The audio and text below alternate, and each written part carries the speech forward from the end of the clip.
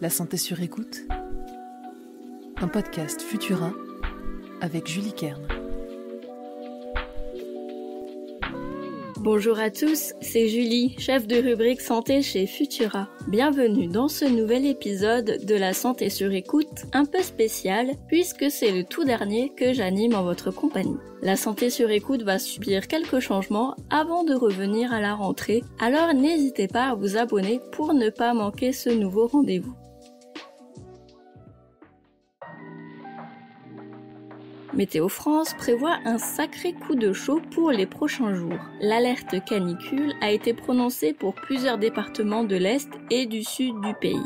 Les températures au-delà de 31 degrés Celsius sont une épreuve pour le corps humain, surtout en cas de forte humidité. Que ce soit au travail, en vacances ou à la maison, la déshydratation peut frapper sans prévenir, car on peut facilement confondre les premiers symptômes de la déshydratation avec une grosse soif. Je vous explique tout sur ce phénomène et comment éviter les complications graves. La déshydratation est la conséquence d'un déficit en eau et en sels minéraux dans le corps. Quand il fait chaud, l'organisme transpire pour se rafraîchir. Cette sueur est composée d'eau et d'électrolytes fabriqués à partir du plasma sanguin. Il faut donc boire et manger en quantité suffisante avant que cette perte d'eau ne perturbe le fonctionnement normal du corps humain. Car quand on a soif, c'est déjà un signe de déshydratation légère. Si elle perdure, la bouche devient sèche, on se sent fatigué et sans force. On peut sentir la fièvre monter, les yeux et la peau changent d'aspect, les vertiges, la fatigue et les maux de tête s'intensifient, la conscience fluctue, un ensemble de symptômes qui peut être mortel si le corps perd l'équivalent de 15% de son volume d'eau. Les nourrissons, les personnes atteintes de maladies chroniques et les personnes âgées sont particulièrement fragiles face à la déshydratation. Pour éviter d'en arriver là, il faut boire. Mais pas n'importe comment et n'importe quoi. Plutôt que boire 2 litres d'eau cul sec, il vaut mieux boire un verre d'eau toutes les 20 minutes. En effet, boire plus d'1,5 litre en moins d'une heure peut s'avérer dangereux car cela abaisse la concentration d'électrolytes dans le sang.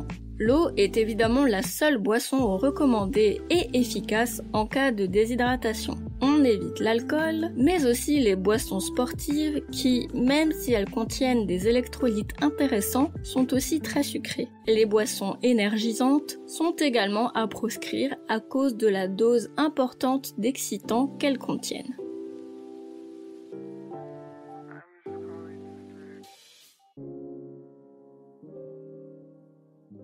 Les décès liés à la déshydratation connaissent un pic l'été, notamment dans les EHPAD où c'est un véritable fléau. Les personnes âgées ressentent moins la soif et la perte d'autonomie est un facteur aggravant de la déshydratation. Mais cela peut aussi devenir une maladie chronique chez ceux qui ne boivent pas assez d'eau au quotidien. Ils sont alors exposés à un risque accru de problèmes rénaux ou urinaires. Boire entre 1 et 2 litres d'eau par jour toute l'année, selon sa corpulence et son activité, est le meilleur moyen de garder sa santé sur écoute. Merci d'avoir écouté mon dernier épisode de la santé sur écoute. Comme d'habitude, vous trouverez les sources de cet épisode dans la description pour vous forger votre propre avis. N'oubliez pas que les informations partagées pendant cette capsule audio ne se substituent pas à un diagnostic médical émis par un médecin. Si vous avez le moindre doute concernant votre santé, n'hésitez pas à consulter un professionnel. Pour nous soutenir et améliorer notre visibilité, abonnez-vous et partagez ce podcast autour de vous. Je vous invite aussi à écouter les autres podcasts de Futura disponibles sur toutes les plateformes audio.